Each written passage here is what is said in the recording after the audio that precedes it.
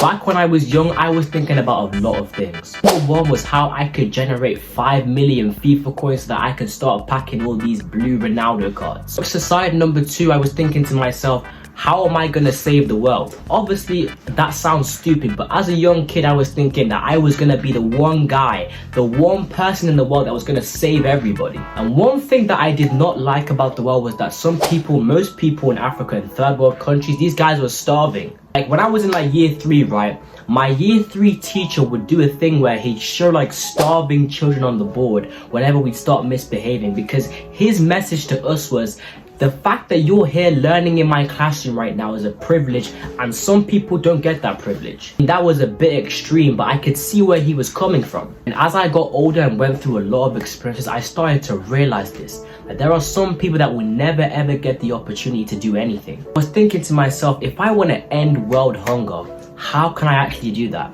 Yes, I could become rich, I could donate to a bunch of charities, but there's still gonna be those people that are still starving in some crevice of the world. And then as I got older, I kind of realized there is pretty much no way to end world poverty. Because if you think about it, the word economy means the financial situation of a country, right?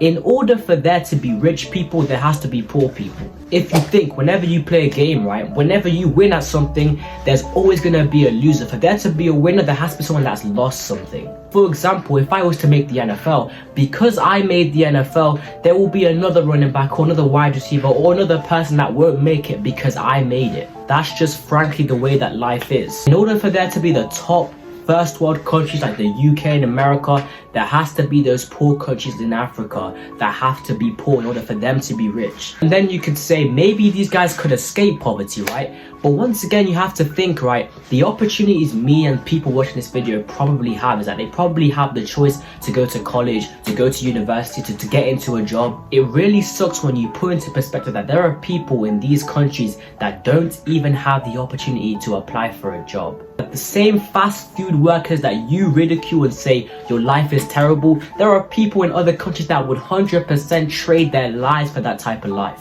And it's all about opportunities, who gets what opportunities. For example, in my case, right, now in my last video I talked about the NFL Academy and how I'll get more into them in another video, but even just to mention it, for example, me as a person, I took one of the biggest L's of my entire life, meaning that I had to change the entire trajectory of my life, because the fact is, the NFL Academy did not even let me try out. I was over here watching my friends, that are 6 foot, 6 foot plus. These guys were getting opportunities to try out. Heck, even some of them even got in. But me, I wasn't even allowed to try out. And the reason I wasn't allowed to try out was because of my height, something that I cannot control. And it relates back to me, right?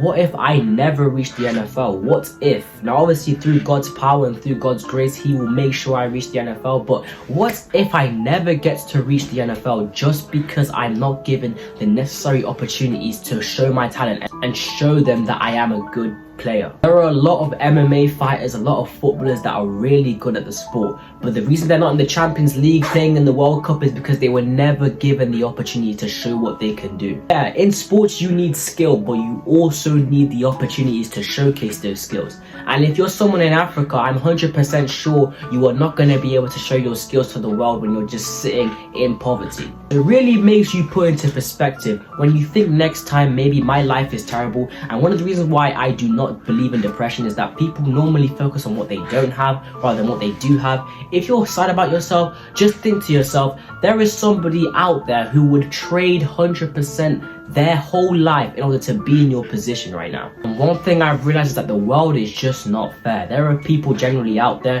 who are destined for a life of poverty just because they were born into a terrible situation. And I mean, that is not fair, but that's just the way life is, and we just have to cope with it.